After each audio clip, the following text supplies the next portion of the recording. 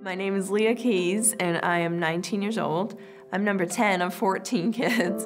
So I grew up here in Lancaster County. My parents moved here from Connecticut about 25 years ago. They moved here for the church.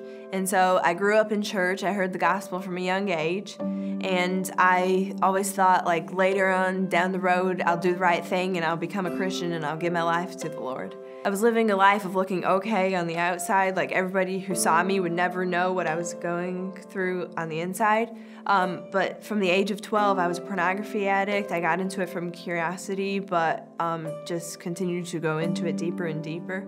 And so just with any addiction, it's easier to say you're gonna quit, but it's so much harder to actually end it. So one night when I was 14, I was laying in bed and I just felt like my whole world was crashing beneath my feet. I was so depressed and I just felt like everything was falling. I felt like I was literally falling into hell. And so I bolted out of bed and I went down to talk to my mom, and I said to her, I am so horrified that if I die tonight, I know I'm going to hell. I asked, what do I need to do? I know I have to do it right.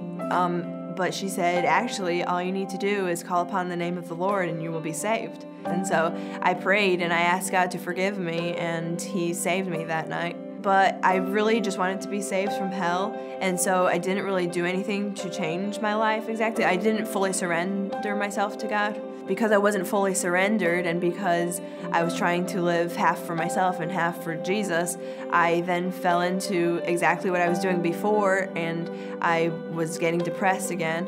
It was just that hard to change. One of my friends invited me to gospel tent meetings in Leola. I decided to go with her, and it was a youth night. And the pastor there really preached a message that spoke directly to me. He said, pretend your life is like a gallon of sweet tea. He's like, maybe you had an experience way back when, but all the ingredients have settled to the bottom. And so I felt like that was me. I was like, wow, he's talking about me. Like, I know I was saved, but then after that, I just kept doing the other things that I was doing. So that night, I just felt like, wow, there is still hope for me. I can just be mixed up again. Like, my sweet tea can just be mixed up. And so I began to pray for an opportunity to talk to my mom. And the very next day, I had an opportunity to talk to her, and I told her everything that I had been into, everything I'd been watching. And I feel like it was that day that I actually completely turned my life around, completely surrendered myself. Philippians 3:13 and 14 says, I do not consider myself yet to have taken hold of it, but one thing I do, forgetting what is behind and straining toward what is ahead, I press on toward the goal to win the prize for which God has called me heavenward in Christ Jesus. I want to be baptized to show the world that I'm not who I used to be, that I'm a new creation in Christ.